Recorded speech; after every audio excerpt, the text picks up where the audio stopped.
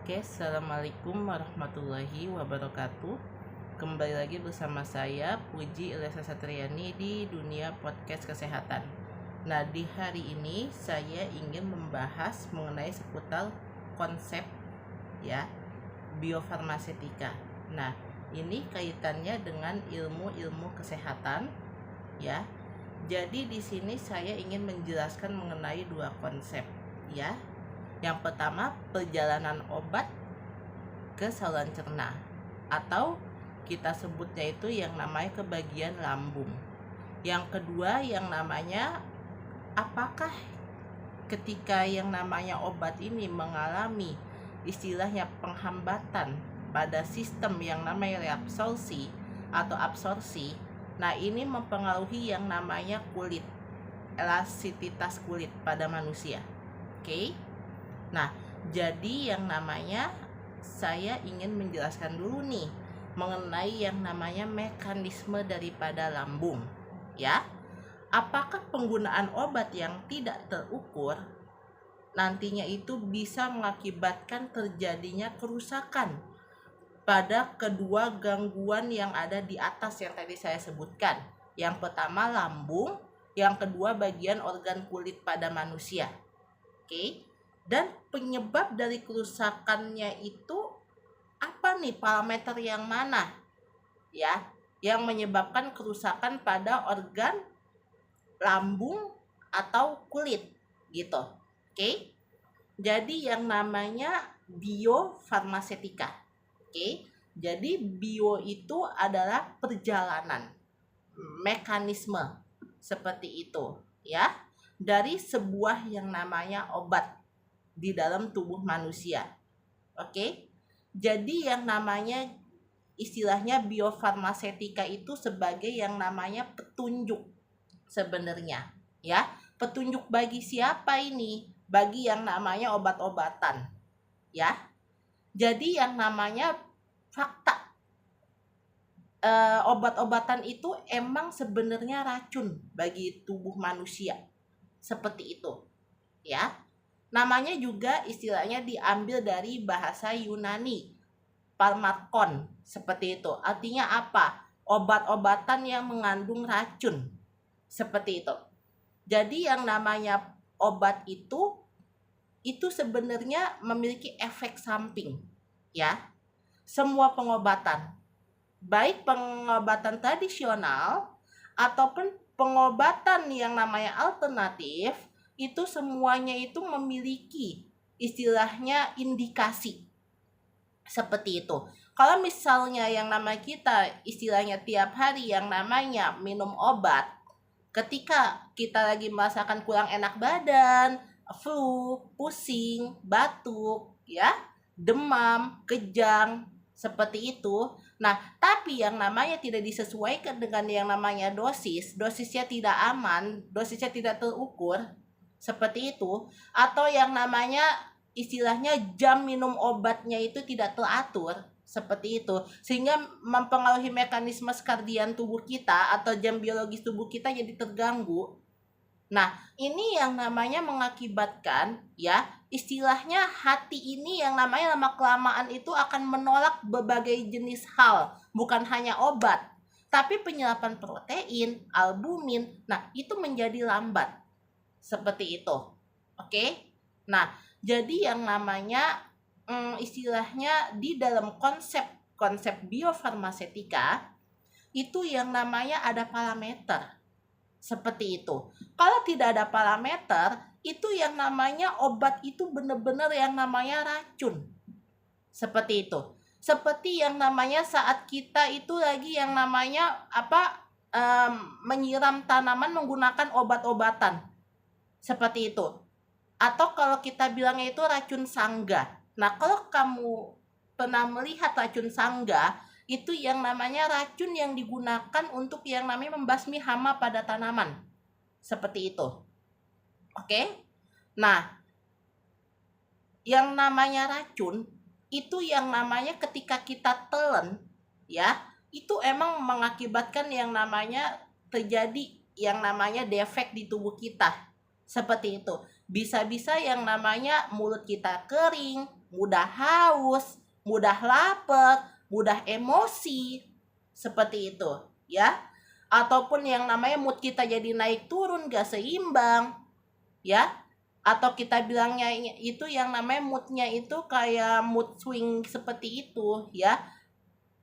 Jadi yang namanya kita itu jadi istilahnya makannya itu sering terhambat, seperti itu, sering terpotong-potong jadwal kita makan, ya.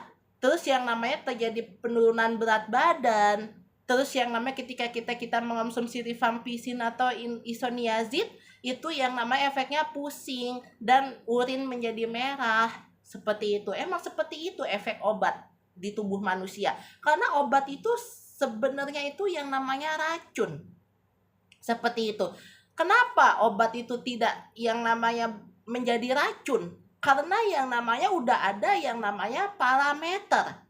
Nah, parameter inilah yang membuat yang namanya obat itu bisa distabilkan kadar racunnya. Yang tadinya racun pada obat itu sebenarnya tinggi, itu yang namanya kadar racun pada obat itu menjadi rendah atau turun. Seperti itu. Yang tadinya yang namanya istilahnya obat itu mencapai kadar yang namanya Tmax, seperti itu. Nah, itu bisa diturunkan menjadi Cmax, seperti itu, ya. Nah, yang tadinya yang namanya obat itu ada di tengah-tengah nih di Cmax, ya. Itu yang namanya bisa diturunkan lagi menjadi yang namanya apa? Menjadi yang namanya istilahnya AUC, seperti itu, atau yang namanya cemin, seperti itu, ya. Nah, jadi yang namanya obat ini yang namanya sebenarnya seperti layaknya sebuah yang namanya kurva yang naik turun, seperti itu, ya. Nah, di situ ada kurva, di situ ada yang namanya waktu minum obat, seperti itu. Makanya yang namanya ketika yang namanya kita minum obat, ya, itu pasti, ya, itu ada yang namanya jam minum obat. Seperti itu. Bukan hanya kita minum obat selesai langsung sembuh, tidak. Nah, tapi yang namanya di istilahnya di dalam sistem kita saat minum obat, itu ada yang namanya waktu. Waktu apa? Obat itu bekerja di dalam tubuh itu seberapa lama sih? Seperti itu. Nah, di sistem waktu itu emang intervalnya itu selalu T,5. Seperti itu, ya. Jam dalam kita minum obat, ya, itu yang namanya kita hitung tuh parameternya, ya. Nah, kita minum obat di jam berapa? Nah, nanti efeknya itu bisa yang namanya di jam 4, jam 5, ataupun yang namanya ketika kita minum obat itu langsung ada efek yang ditimbulkan di dalam tubuh kita. Seperti itu, ya. Karena apa? Karena yang namanya setiap manusia dalam meminum obat itu yang namanya efek yang ditimbulkan selama pengobatan, selama terapi itu tidak sama orang yang satu dengan orang yang lain. Kenapa? Karena yang namanya manusia itu yang namanya diciptakan emang ada yang mempunyai riwayat penyakit turunan. Seperti itu, ya. Atau yang namanya penyakitnya itu ditularkan dari generasi satu ke generasi berikutnya. Makanya yang namanya istilahnya ketika yang namanya kita udah masuk nanti ke genetik, nah itu baru kita bisa mengetahui seperti itu, ya. Ada orang-orang yang intoleransi terhadap obat. Artinya apa? Ketika yang namanya obat itu udah masuk, tiba-tiba obat itu dimuntahin lagi. Seperti itu. Ada manusia-manusia yang istilahnya minum obat 3 macam obat atau 5 macam obat, itu yang namanya kadang-kadang ditelan, kadang-kadang dikunyah, itu dia kuat. Seperti itu. Ada orang minum satu obat, tapi yang namanya badannya jadi ruam-ruam. Terus yang namanya dia jadi trauma, jadi takut dengan yang namanya obat-obatan tersebut. Seperti itu. Nah, karena yang namanya emang betul fakta bahwa yang namanya manusia itu yang namanya memiliki yang namanya apa tuh yang namanya skin effect, seperti itu, ya. Seperti itu. Oke. Nah, jadi yang namanya tubuh manusia itu yang namanya unik diciptakan. Seperti itu ya. Side effect terhadap obat itu yang namanya sangat tinggi pada diri manusia. Seperti itu. Makanya saya ingin yang namanya menjelaskan mengenai mekanisme lambung dan kulit. Seperti itu, ya. Nah, jadi yang namanya kita kembali lagi ke obat dulu. Oke? Nah, makanya di dalam obat itu selalu ada penimbangan. Seperti itu. Nah, di penimbangan itu juga yang namanya ada yang namanya dosis terukur. Ya, dosis terukur. Oke? Terus yang namanya ada dosis pembanding. Seperti itu. Ya, terus yang namanya di dalam sebuah pengobatan itu juga yang namanya ada yang namanya dosis harian, dosis maintenance. Seperti itu, ya. Terus yang namanya apa tuh di dalam konsep biofarmasetika itu yang namanya ada juga yang namanya kita akan mempelajari ya mengenai apa? Mengenai yang namanya sistem yang namanya regulasi obat. Artinya apa ini? Artinya yang namanya di sebuah pengobatan itu ada parameter. Nah, parameter itu akan bisa diketahui jika yang namanya kita tahu yang namanya apa tuh yang namanya serapan, sebuah serapan. Seperti itu ya. Nah, serapan itu bisa kita ukur ya dengan yang namanya menggunakan apa? Menggunakan sebuah alat. Seperti itu ya. Seperti itu. Contohnya apa? Kayak HPLC seperti itu ya. Kayak apa? Terus yang namanya kayak GCMS dan lain sebagainya. Alat itu masih banyak sekali. Seperti itu, oke? Nah, jadi yang namanya alat itu yang namanya bisa mengetahui itu ya. Ketika kita membuat yang namanya obat, itu yang namanya kita tidak langsung cetak jadi yang namanya obat jadi, tidak seperti itu ya. Nah, ketika yang namanya kita buat tablet atau buat kapsul, ya, itu yang namanya banyak parameter-parameter yang kita uji. Seperti itu, ya. Khususnya, ya, uji plasma. Seperti itu, ya. Plasma sel. Seperti itu, oke? Nah, jadi yang namanya istilahnya apa? Obat itu, ya, tidak langsung yang namanya diberikan kepada manusia ya. Nah, jadi istilahnya ujinya itu yang namanya uji yang namanya praklinis dan saintifik seperti itu. Jadi yang namanya pengujian itu harus yang namanya dari hewan dulu seperti itu ya. Baru yang namanya pengujiannya itu yang namanya apa? Dicek tuh di kultur jaringan hewan. Seperti itu ya. Nah, baru yang namanya kita cek tuh sistem plasma. Seperti itu. Nah, plasma ya, sekali lagi plasma itu yang namanya kita ambil tuh ya, istilahnya sedikit ya, daripada yang namanya darah manusia untuk dicocokkan dengan obat yang ingin kita buat. Seperti itu ya. Nah, terus yang namanya kita lihat tuh yang namanya obat itu yang namanya ketika yang namanya nanti ya dia udah dicek di yang namanya sistem plasma seperti itu ya, atau yang namanya udah di apa tuh yang namanya udah diuji coba ke manusia seperti itu, kita lihat reaksinya apa. Ingat ya, ketika yang namanya kita ingin diuji ya dengan yang namanya parameter berupa yang namanya manusia, dari hewan ke manusia. Nah, dari hewan berhasil nih. Kedua yang namanya ke manusia dulu nih. Nah, carilah yang namanya apa tuh yang namanya populasi yang sedang sakit. Nah, sedang sakit apa sih manusia tersebut? Yaitu yang namanya dia sedang sakit ya, yang istilahnya sakitnya itu yang namanya sesuai dengan yang namanya pengobatan yang kita lagi buat. Seperti itu yang kita lagi rencanakan, yang lagi kita rancang. Seperti itu. Jadi yang namanya harus sama antara obat yang kita buat dengan yang namanya penyakit yang diderita pasien. Seperti itu ya.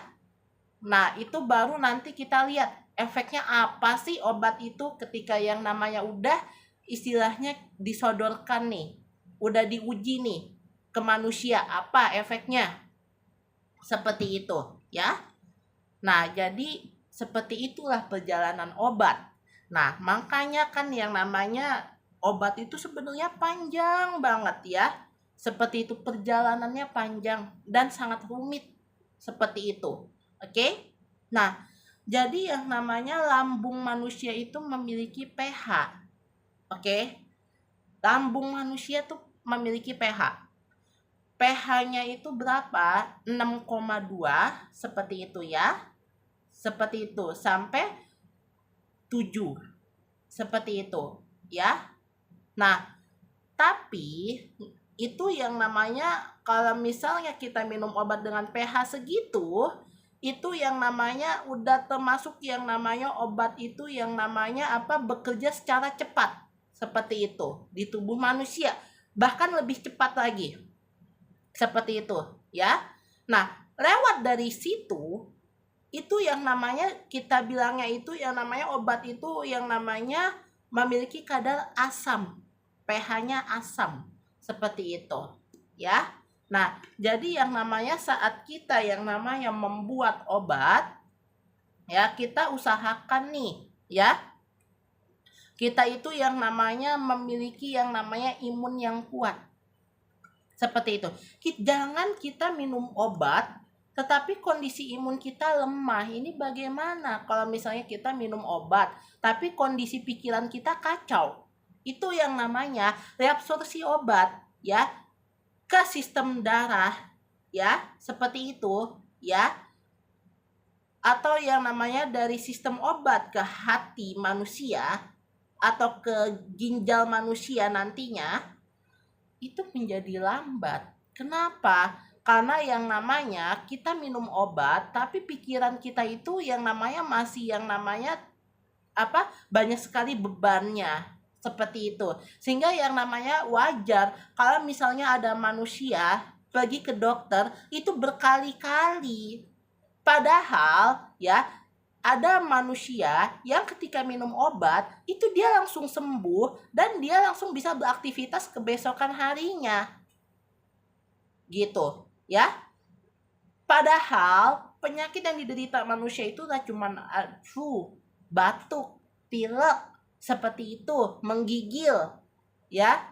Nah, tapi yang namanya dengan kita kasih obat antibiotik itu yang namanya dia bisa langsung recovery-nya cepat.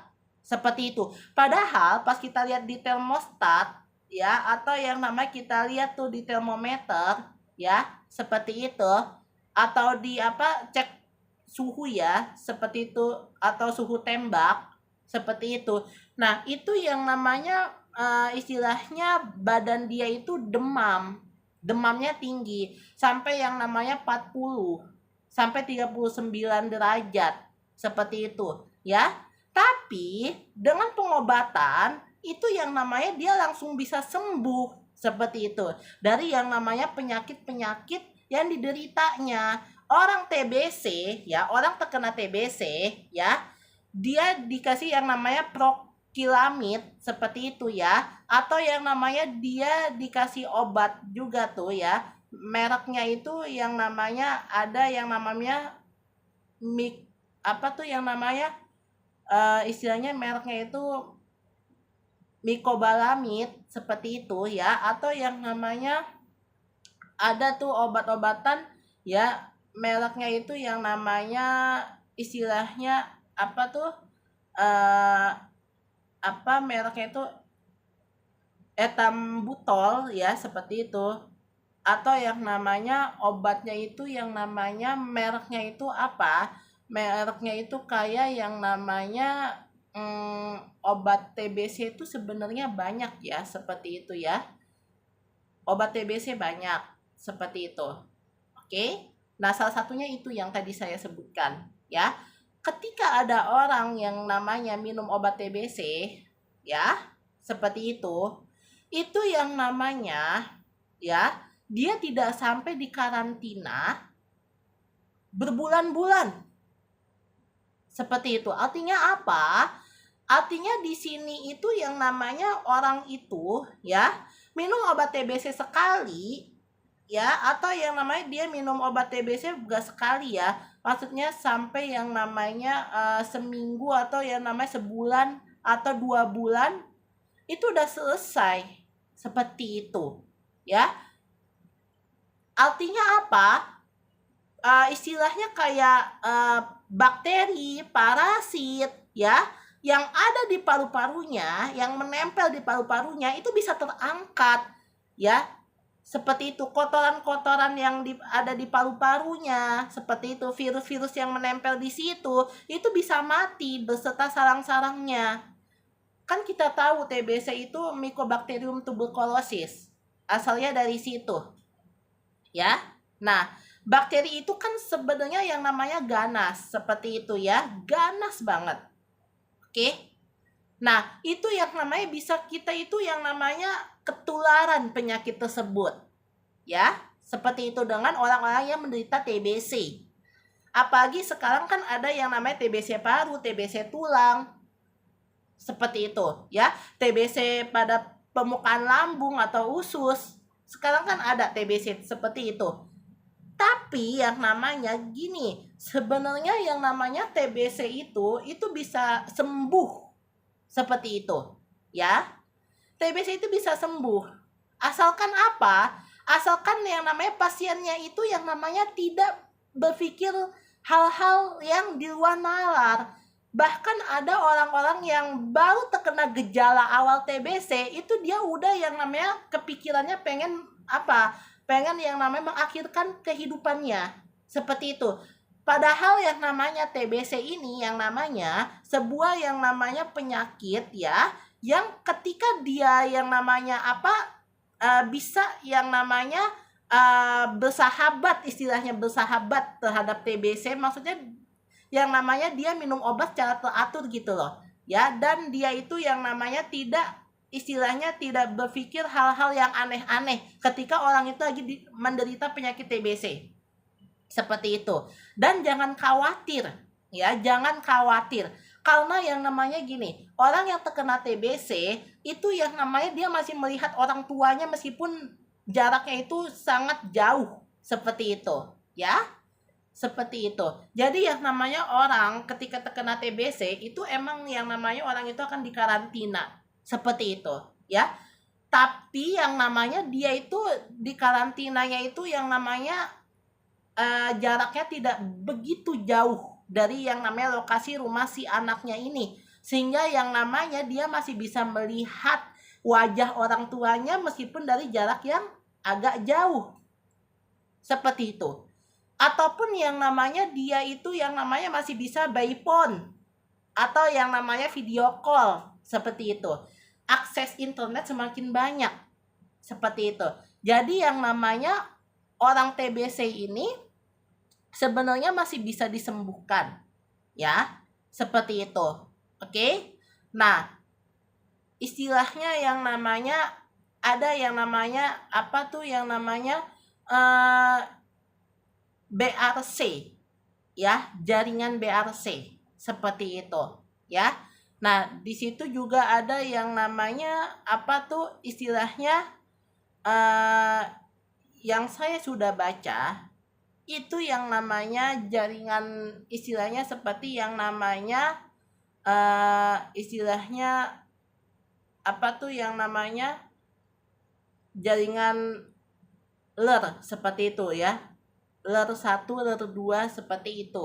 Oke. Nah, itu yang namanya bisa apa tuh yang namanya terjadi sebuah yang namanya penumpukan dorman di situ ya. Di bagian paru-paru kita itu yang namanya ketika yang namanya istilahnya lagi sedang terkena TBC, itu yang namanya dorman itu menjadi yang namanya menjadi terhambat. Kenapa? Karena di situ yang namanya ada banyak sekali virus, bakteri yang nempel di situ. Seperti itu ya. Yang menempel seperti itu di organ paru-paru kita. Sehingga kita gak bisa bernafas, batuk yang namanya berkepanjangan, terus yang namanya istilahnya istilahnya batuk kita menjadi batuk berdahak, Seperti itu, kadang mengeluarkan darah, sesak, pegel, ya. Seperti itu, tulang rusuk sakit. Tapi jangan khawatir gitu loh, ya. Kenapa? Karena TBC itu yang namanya bisa disembuhkan. Dan manusia itu yang namanya masih bisa aktif. Seperti itu ya. Seperti itu. Masih bisa aktif. Oke? Ya. Karena yang namanya dia masih bisa bernafas loh. Ketika yang namanya orang minum obat TBC, ya, kadar peurea di paru-paru manusia, ya, atau yang namanya per, ya, atau per satu, seperti itu ya, seperti itu masih bisa aktif, ya, meskipun yang namanya orang yang terkena TBC itu yang namanya nafasnya itu setengah-setengah, ya, artinya apa? Ketika dia minum obat, nafas dia plong. Tapi kalau dia meninggalkan pengobatannya atau bosan dengan pengobatannya, itu nafas dia bisa yang namanya tersengal-sengal gitu, ya. Ataupun nafas dia itu yang namanya apa? Nafas dia agak lebih cepat. Seperti itu. Lambung dia akan kaget. Seperti itu. Dan akhirnya apa? Mempengaruhi kulit pada manusia. Ada kan orang yang namanya apa? Minum obatnya nggak teratur nih, terjadi loh perubahan pada kulitnya. Seperti itu ya. Kulitnya itu bisa yang namanya agak lebih kering, lebih kusam, ya.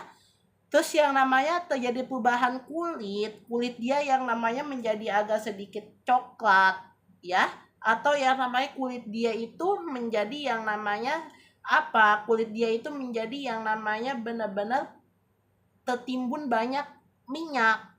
Sehingga orang itu kadang-kadang saya lihat ya, kulitnya itu masih muda, dia orang Cina, ya, atau dia itu yang namanya asli orang yang namanya Belanda, seperti itu, ya.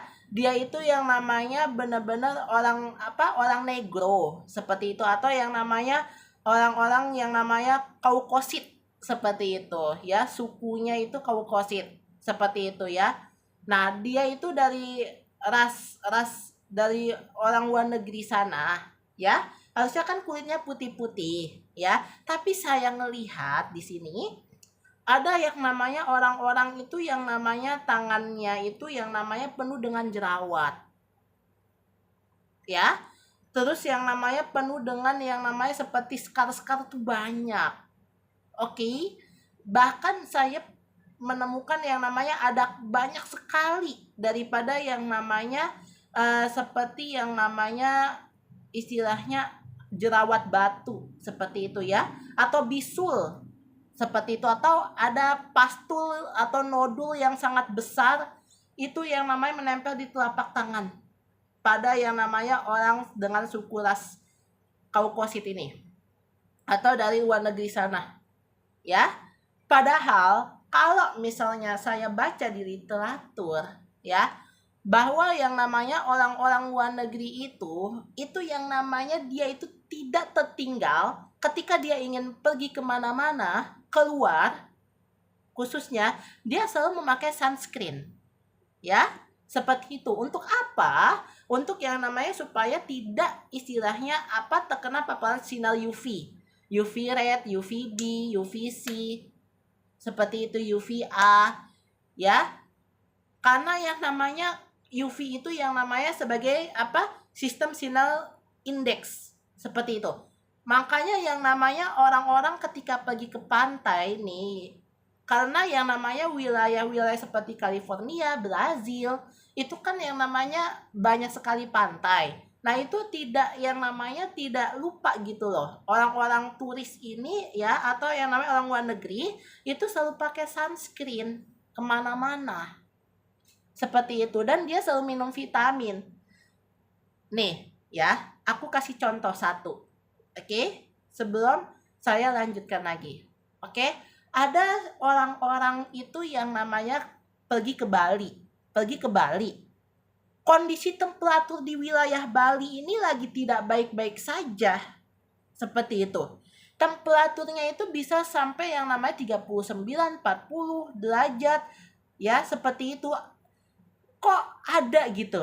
orang-orang pergi ke Bali itu kondisi yang namanya ketika dia itu lagi sedang menikmati suasana istilahnya sunbird seperti itu ya, seperti itu, atau yang namanya turning sun, dia lagi lihat cahaya sinar matahari yang ada di pantai yang ada di wilayah Bali.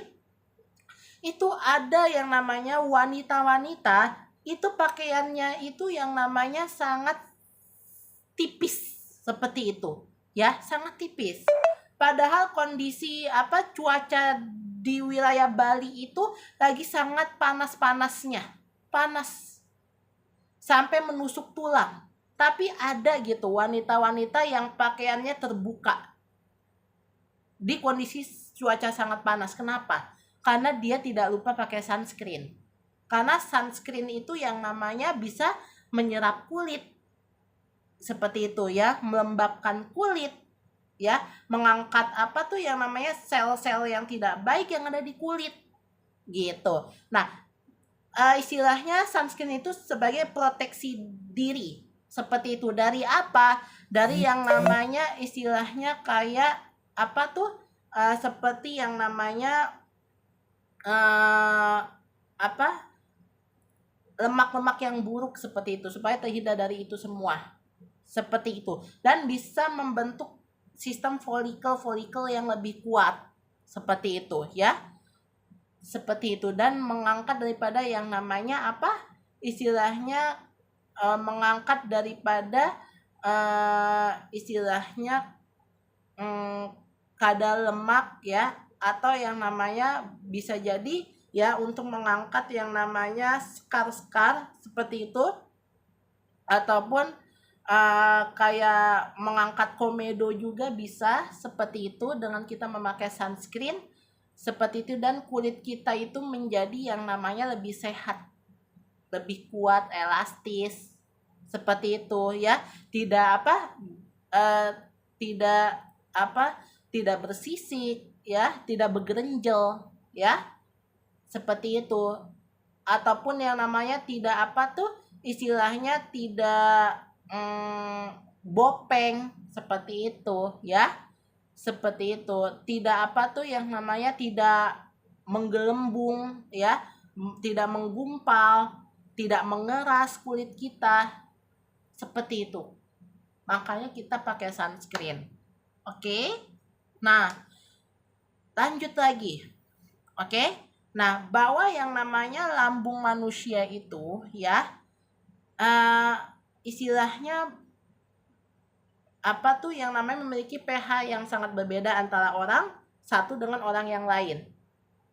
Ya, seperti itu. Jadi di bagian usus pada manusia ya, itu yang namanya ada jaringan-jaringan yang namanya penyokong di dalamnya. Oke? Di usus manusia sendiri itu ada, kita sebutnya yang namanya fetus. Seperti itu ya.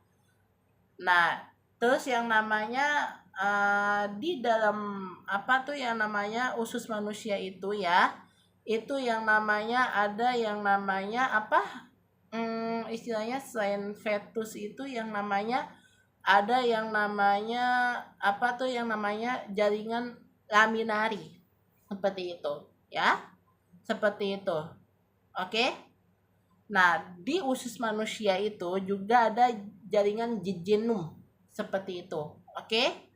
Seperti itu. Oke?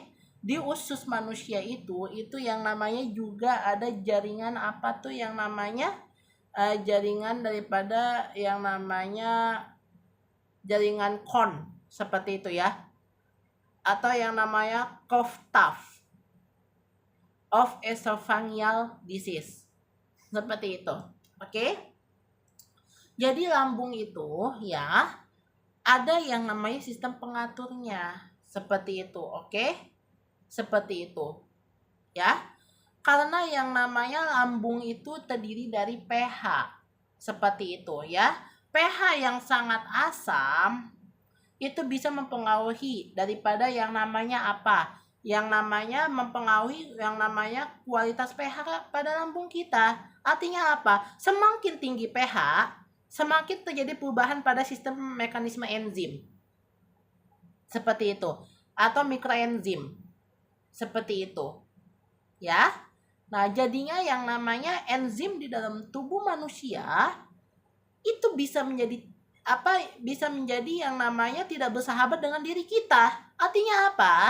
Enzim, ya, kita tahu kan enzim itu ada bermacam-macam, oke? Ada amilase, ada apa tuh yang namanya amilopektin, ya? Ada yang namanya enzimnya itu ada apa tuh yang namanya lipase, ya. Ada yang namanya apalagi enzimnya itu ada yang namanya enzim istilahnya apa submukosa, seperti itu ya. Seperti itu sebenarnya masih banyak lagi enzim di dalam tubuh kita, seperti itu ya. Seperti itu. Oke? Nah, jadi enzim yang kita tahu enzim yang baik itu bersifat probiotik gitu ya. Jaringan probiotik itu bisa menjadi terganggu jika pH lambung pada manusia terlalu asam. Makanya saya menganjurkan boleh minum yogurt. Siapa bilang orang nggak boleh minum yogurt? Tapi di sini yogurt itu harus bisa yang namanya kita takar sendiri. Artinya apa? Tidak boleh berlebihan saat mengonsumsi yogurt gitu ya. Palingan yang namanya 2 hari sekali lah, 3 hari sekali minum yogurt. Itu bagus untuk pencernaan emang. Tapi kalau tiap hari minumnya seperti itu bisa membuat yang namanya usus kita tuh kayak yang namanya bekerjanya tuh lebih cepat, lebih ekstra. Seperti itu. Karena yang namanya yogurt itu yang namanya bagi usus atau lambung itu sebagai sistem penguat. Kan kita itu kalau misalnya lagi olahraga, itu kan sistem penguat kita kan ketika kita ngangkat beban kan, barbel kan, seperti itu, atau lari kan, estafet kan, seperti itu. Tapi kalau yogurt atau minuman-minuman probiotik ya, atau minuman yang asam-asam seperti itu ya, nah itu yang namanya dia itu sebagai sistem penguat pada sistem lambung ataupun usus. Seperti itu ya. Nah, jadi yang namanya saya ingin katakan di sini, boleh minum yogurt fakta. Ya, fakta. Seperti itu. Yogurt yang plain. Seperti itu fakta banget. Atau yang namanya orang lagi demen banget nih, ya, yang namanya mengonsumsi daripada milkshake. Seperti itu. Orang lagi demen banget nih, ya, mengonsumsi apa lagi? Seperti yang namanya puding ya, puding yang namanya cheese, puding cheese ya, yang terbuat dari keju, yang terbuat dari mango ya, ataupun yang namanya yang terbuat dari yang namanya strawberry mango, purple strawberry ya, seperti itu, atau canberry, atau yang namanya raspberry, gak apa-apa, puding seperti itu sehat, seperti itu ya. Ataupun yang namanya orang larinya nih sekarang nih infus water, gak apa-apa, itu sehat sekali, bahkan dianjurkan dari Kemenkes untuk minum infus water. Oke? Ataupun yang namanya orang yang suka banget sama pecel, nah pecel nih, seperti itu pecel. Sekarang orang kan lagi suka banget, saya mau dietnya pakai apa? Pakai pecel aja deh. Seperti itu. Ataupun yang namanya orang itu mau yang namanya makan makanan dessert, seperti itu ya. Atau yang namanya orang itu ingin makan menggunakan yang namanya seperti yang namanya ayam saus tiram. Seperti itu enak banget kan? Seperti itu sausnya yang agak sedikit kental, agak asin-asin manis, seperti itu, asam peda. Gak apa-apa sebenarnya, orang mau diet dengan menggunakan itu pun gak apa-apa. Seperti itu, oke? Tapi ingat, tapi lambung kita ini ya yang namanya ada sistem pH. pH lambung manusia itu harus netral. Seperti itu. Ya. Jadi ingat, makan itu gak boleh kalap. Ingat ya, ingat. orang yang ada di konten mukbang, oke, itu yang namanya dia itu dikasih obat dulu sebelum yang namanya dia mengonsumsi makanan yang sangat pedas.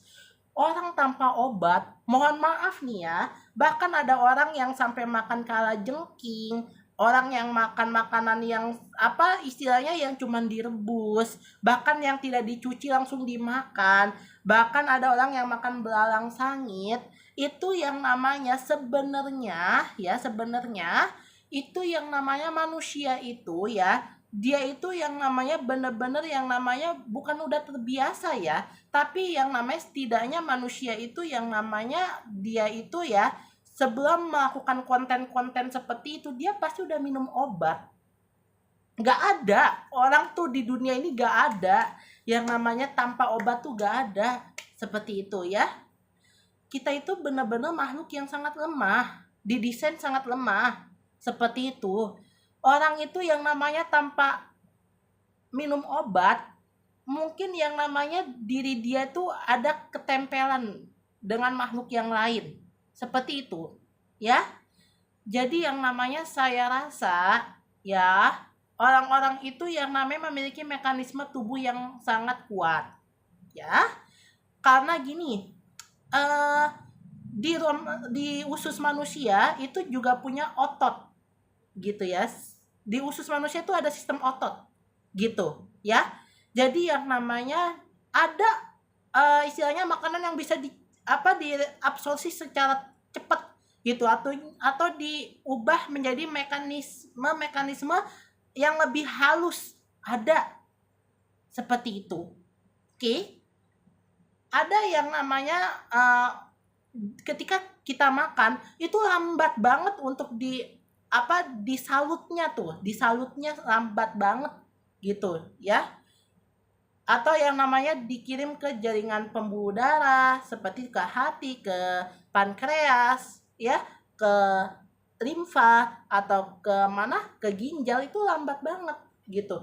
Sehingga ginjal itu kadang-kadang ya dia itu memfiltrasi makanan itu kadang-kadang lambat banget seperti itu. Bahkan ada yang namanya makanan, minuman yang bisa memicu kerusakan pada ginjal. Oke? Kerusakan neuron pada ginjal. Nah, ini harus kalian hati-hati di sini. Ataupun makanan-makanan yang yang namanya makanan-makanan yang ada di Alfamart, Indomaret, ya, seperti itu. Oke? Yang istilahnya makanan itu yang namanya kadang-kadang fresh, kadang-kadang belum fresh, seperti itu ya. Minyaknya kadang-kadang banyak. Kita nggak tahu kan minyak yang dia pakai itu minyak apa, seperti itu ya. Ataupun yang namanya kita sering lihat ada makanan tapi gerobaknya itu lusuh ya, penggorengannya tuh sudah berkerak ya, sudah benar-benar hitam. Nah, ini kita harus hati-hati nih, conscious untuk kalian semua ya, karena ini bisa mempengaruhi tingkat osmosilitas atau kadar mortality lambung atau usus gitu loh ya. Pergerakannya bisa menjadi agak lambat nih.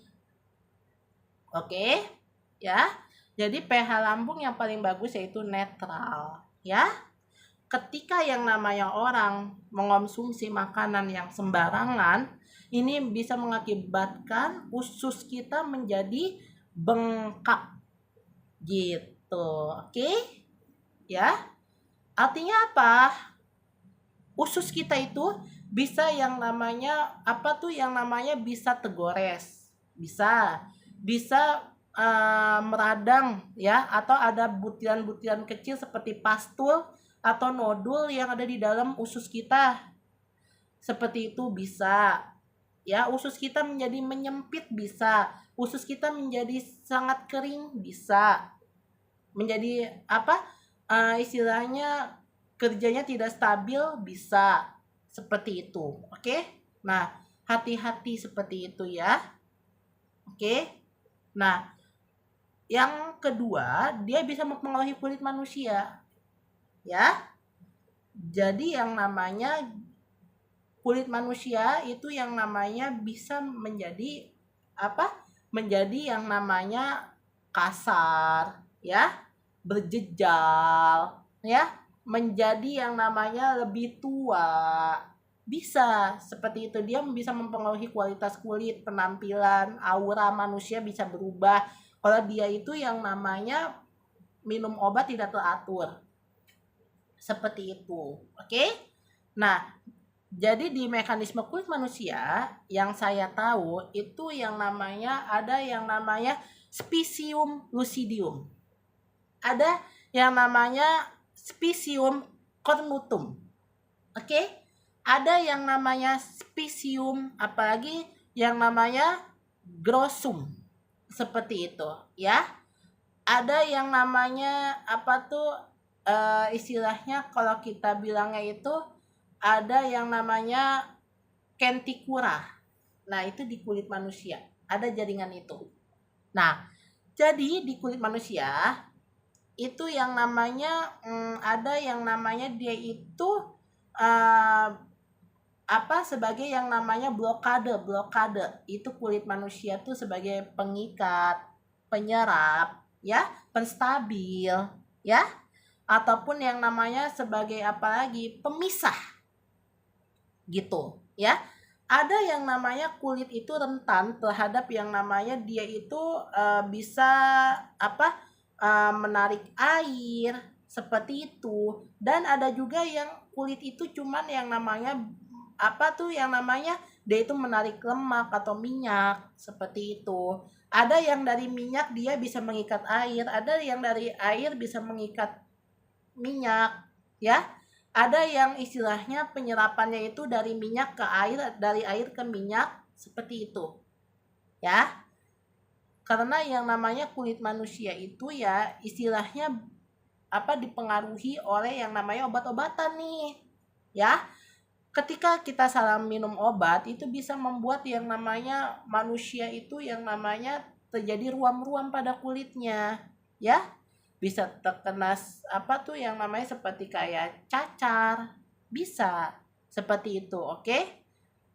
Atau yang namanya dia terkena apa kayak seperti kayak sifilis, ya, seperti itu, oke? Atau terkena penyakit autoimun kalau dia salah minum obat atau obatnya nih yang namanya terputus-putus nih, nggak rutin dia minum obatnya, itu bisa sistem kekebalan tubuhnya akan terus menurun atau tidak prima sistem kekebalan tubuhnya seperti itu. Atau bakteri itu tidak bisa mati secara sepenuhnya, artinya dia mungkin sembuh tapi yang namanya kemungkinan tahun depan, ya, atau tahun berikutnya dia akan terkena lagi penyakit yang sama. Itu yang kita tidak mau, ya. Makanya jaga kulit kita dan fungsi lambung kita supaya sehat. Assalamualaikum warahmatullahi wabarakatuh.